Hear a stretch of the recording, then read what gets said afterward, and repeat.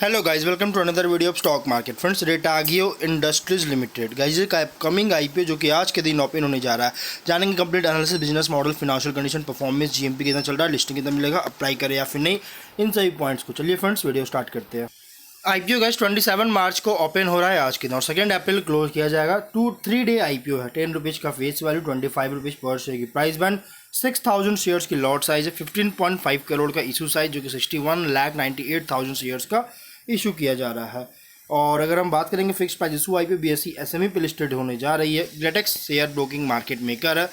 Allotment date finalise किया गया है 3 अप्रैल का। 4 अप्रैल को रिफंड रिलीज किया जाएगा, शेयर्स डीमैट अकाउंट में क्रेडिट होगा और 7 अप्रैल को लिस्टिंग डेट रखा गया है। वहीं अगर हम ऑफर देखिए, रिटेल ओनली 1 लॉट अप्लाई कर सकते हैं, 6000 शेयर्स मिलेंगे। एचएनआई मिनिमम 2 लॉट अप्लाई कर सकते हैं, 12,000 शेयर्स मिलेंगे। और ऑफर दिया गया है रिटेल और अदर्स को सिर्फ ऑफर दिया गया, क्यूआईबी ऑफर नहीं दिया गया। 50% का ऑफर दी गई है। बिजनेस की बात करेंगे तो देखिए 2022 में इनकॉर्पोरेट होता है। ज़्यादा पुरानी कंपनी नहीं है, बल्कि 3 साल पहले ही इनकॉर्पोरेशन किया गया।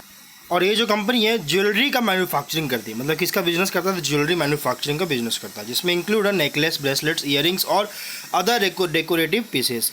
और कंपनी ज्वेलरी मैन्युफैक्चरर है एक, और जो कि एक्सटेंसिव एक्सपीरियंस है बिजनेस टू बिजनेस सेक्टर में।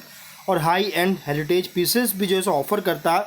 जाना जाता है एक्सेप्शनल क्राफ्टमैनशिप और यूनिक डिज़ाइंस के लिए जाना जाता है ये हेरिटेज पीसेस। और कंपनी जो है शुरुआत किया था मिस्टर्स वैभव जेम्स 2012 में शुरुआत किया था, और 2022 में अभी मिस्टर सविने लोधा ने जो है सो बिजनेस को एक्सपैंड भी किया है रेटागियो इंडस्ट्रीज लिमिटेड के नाम का इस्टेब्लिश करके, जो कि मिस्टर से वैभव जेम्स को एक्वायर किया बिजनेस ट्रांसफ़र एग्रीमेंट के थ्रू यहाँ पे। और अगर हम फिलहाल देखिए, इसके जो प्रोमोटर है mister Savinay Lodha, miss Nidhi Lodha, misters Retaggio trading services LLP इसके प्रोमोटर है। प्री इशू होल्डिंग 100% का, पोस्ट इशू 60.2% का होल्डिंग देखने को मिल जाएगा। कंपनी जो है इन हाउस डिज़ाइन टीम है, जो कि फोकस किया जा रहा है कस्टमर नीड्स पर, मार्केट एनालिसिस करती है, जो कि वाइड प्रोडक्ट रेंज का ऑफर कर रहा है। इसके प्रोफेशनलिज्म और कमिटमेंट जो है ये ट्रस्ट बिल्ड करने में एम कर रहा है और लास्टिंग वैल्यू डिलीवर करती है। प्रोडक्ट्स में रिंग्स, बैंगल्स, ईयरिंग्स और नेकलेस है। 3 मार्च के अकॉर्डिंग 15 एम्प्लॉयज़ पेरोल पर काम कर रहे थे। स्ट्रेंथ की बात करें, एक्सपीरियंस्ड प्रोमोटर मैनेजमेंट टीम है, प्रोवन एग्जीक्यूशन कैपेबिलिटीज़ के साथ। प्रोडक्ट क्वालिटी और टाइमली डिलीवर करती है। नीड्स ऑफ कस्टमर्स है, प्रोग्रेसिव एम्प्लॉयर है, वाइड प्रोडक्ट रेंज है, टाइमली फुलफिलमेंट ऑफ ऑर्डर्स है। अगर फिनांशियल की बात करेंगे तो देखिए 22 में ऐसे देखिए 22 में कोई भी फिनांशियल नहीं। रीज़न क्या कि 22 में इनकॉर्पोरेशन किया गया था, लेकिन 23 से कंपनियां देखने को मिला। और एसेट्स अभी ये 36 करोड़ का लगातार इंक्रीज किया है। नेटवर्थ है 19.4 करोड़ का, ये भी इंक्रीज होता हुआ देखने को मिल रहा है। रिजर्व से 10 करोड़ का, डेट है 11.4 करोड़ का। अब देख सकते हैं इस बार के फर्स्ट हाफ की मैं बात कर रहा हूँ। अगर रेवेन्यू प्रॉफिट की बात करें तो 23 से यहाँ पर डेटा आया है, जो कि 23 करोड़ का रेवेन्यू, 3 करोड़ का प्रॉफिट। 24 में 23.3 करोड़ का रेवेन्यू, 3.3 करोड़ का प्रॉफिट है। फर्स्ट हाफ में 9 करोड़ का रेवेन्यू, 81 लाख का प्रॉफिट है। फिनांशियल अगर देखा जाए ना तो कोई खास परफॉर्म नहीं कर रहा। अगर हम देखेंगे तो 23-24 में जो है सरप्राइजिंग बूस्ट हुआ 22 कंपेरिजन। देखिए 22 में इनकॉर्पोरेट तो हुआ है, बट उसके बाद 23 से सरप्राइजिंग बूस्ट जो देखने को मिला, ये सिर्फ डाउट ही क्रिएट नहीं कर रहा, बल्कि सस्टेनेबिलिटी को लेकर कंसर्न रेज कर रही है। बहुत ही स्ट्रॉन्ग परफॉर्म करता हुआ देखने को मिल रहा। लेकिन अगर हम इसके कुछ रेशियोज़ की बात करें तो ROE 19.7% का, ROC 17.04% का, डेट इक्विटी 0.6% का टाइम्स का है, RONW 18% का, PAT margin 14.3%, price to book value 0.63 times का, P रेशियो 7 टाइम्स का। अगर हम यहाँ पर देखिए रेशियोज़ वगैरह भी ठीक ठाक अच्छी मेंटेन किया, ओके है। कुछ रिस्की पॉइंट की बात करें, company subsidies, promoter, directors certain on going legal proceedings में इन्वॉल्व है। एडवर्स जजमेंट अगर आता है तो बिजनेस प्रॉस्पेक्ट को डिट्रीमेंटल कर सकती है। प्लस ज्वेलरी जो है ये जनरली कंसीडर किया जाता है लग्जरी आइटम में, और डिमांड जो है हेवली इन्फ्लुएंस होता है डिस्क्रिशनरी कंज्यूमर स्पेंडिंग पर। और कोई भी एडवर्स इकोनॉमिक कंडीशन आता है, जैसे इन्फ्लेशन या फिर डाउनटर्न आता है कंज्यूमर कॉन्फिडेंस में, तो इसकी वजह से डिक्लाइन देखने को मिल सकता है और इम्पैक्ट कर सकता है रेवेन्यू और प्रॉफिटेबिलिटी को।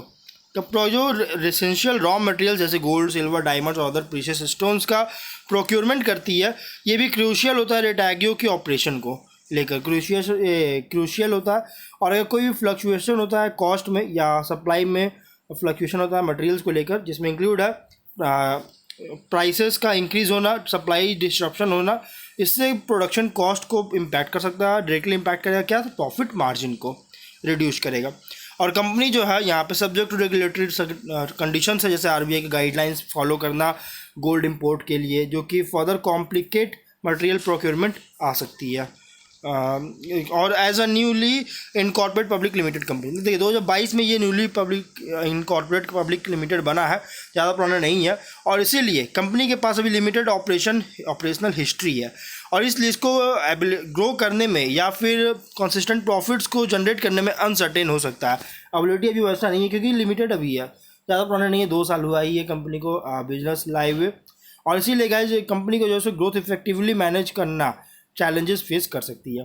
सिग्निफिकेंट पोर्शन ऑफ रेवेन्यू जो है महाराष्ट्र से जनरेट होता है, जो कि कंट्रीब्यूशन देखिएगा तो 23 और अक्टूबर मंथ की मैं बात कर रहा हूँ 78.9%, 73.7% का है, और ये हैवी कॉन्सेंट्रेशन है बिजनेस का सिंगल लोकेशन पर, जो कि इन्वेस्टर्स के लिए एक रेड फ्लैग देखने को मिल रहा है, क्योंकि देखिए सिंगल सिटी पर या सिंगल स्टेट पर जो डिपेंडेंट है ना, इसकी वजह से थोड़ा सा एक कंसर्न रेज करने वाली बात है, रेड फ्लैग वाली बात है, निगेटिव वाली बात है। और अगर हम बात करेंगे कंपनी के ऑपरेशन में, तो इंक्लूड है सप्लाई चेन, जो कि एक्सपोज हो सकता है फ्लक्चुएशंस को लेकर करेंसी एक्सचेंज रेट्स में और जनरल इकोनॉमिक कंडीशंस में। एडवर्स चेंजेस अगर आता है मैक्रो इकोनॉमिक इन्वायरमेंट में, जैसे इन्फ्लेशन और इंटरेस्ट रेट हाइक होता है, तो इसकी वजह से फिनेंशियल हेल्थ और प्रॉफिटेबिलिटी को इम्पैक्ट कर सकती है। कंपनी जो है negative cash flow operating activities से एक्सपीरियंस कर चुका है 22-23 में 5,21.9 करोड़ का, और इसके अलावा इन्वेस्टिंग एक्टिविटीज से भी कंपनी निगेटिव देखने को मिल चुका है 72 लाख का 4.8 करोड़ का। और यहाँ पे इसी तरह से देखिए इसी तरह से कैश आउटफ्लोज को कंट्रोल नहीं कर पाती है, तो निगेटिवली इम्पैक्ट करेगा बिजनेस फिनेंशियल पोजीशन को। 31 अक्टूबर 2023 के अकॉर्डिंग फिर टोटल फिनेंशियल इंडेटनेस था 11.7 करोड़ का। अगर इसको रीपे नहीं कर पाता है तो ऑपरेशन और फिनेंशियल पोजीशन को हार्म कर सकती है। कुछ रिस्की पॉइंट भी है, जीएमपी बिल्कुल भी नहीं गाइस, यहाँ पे जीएमपी जो है ना 0 रुपीज़ का जीएमपी देखने को मिल रही है। ऑब्जेक्टिव क्या है, तो लोन है उसका रिपेमेंट करना चाहती है, working capital requirement. Mainly company जो फंड रेज कर रही है वर्किंग कैपिटल रिक्वायरमेंट के लिए फंड रेज कर रही है। बहुत छोटी कंपनी, मार्केट कैप 39 करोड़ के आसपास का होगा। देखिए रेशियोज वगैरह तो बहुत अच्छी है, बट फिर भी कंपनी बहुत रिस्की है। रीज़न क्या है, इसके कंपैरिजन में बहुत सारे स्टेबल कंपनी जैसे टाइटन हो गया, Kalyan jewellers, PC jeweller, PN Gadgil, Thangamayil हो गया, राजेश एक्सपोर्ट, स्काई गोल्ड, और इसी का जो 25 का इसका प्राइसमेंट है ना, इसी से कम प्राइस से पीसी ज्वेलर के भी शेयर मिल रहे हैं। और अगर हम बात करें तो बहुत रिस्की कंपनी है, और यहाँ पे एनालिस्ट ने भी क्या कहा, अवॉइड करने के लिए कहा गया है। Reason highly competitive fragmented segment में ऑपरेट करें, जो मैंने ये बताया आपको। प्राइस में भी बहुत ज़्यादा रखा गया है 25 का एनुअलाइज अर्निंग के अकॉर्डिंग, इसलिए जो एक हाई रिस्क और लो रिटर्न बेट है, तो आप इसको स्किप कर सकते हैं। इसको आप इग्नोर कीजिए तो ही बेटर रहेगा, आपका कैपिटल सेव रहेगा। और गाइज अभी अगर देखा जाए तो कोई खास परफॉर्म नहीं कर रहा है अभी, अगर आईपीओ में कोई खास परफॉर्मेंस नहीं हो रहा है। हाँ, अभी रिसेंटली अगर देखेंगे तो डेस्को इंफ्राटेक में एक अच्छी परफॉर्म देखने को मिला, इन्वेस्टर्स को अच्छा अट्रैक्ट किया है लंबे टाइम के बाद। लेकिन अभी गाइज इस आईपीओ में बहुत रिस्की है, तो आप इसको इग्नोर कर सकते हैं। तो मिलते हैं नेक्स्ट ऑर्डर में, टिल देन बाय बाय।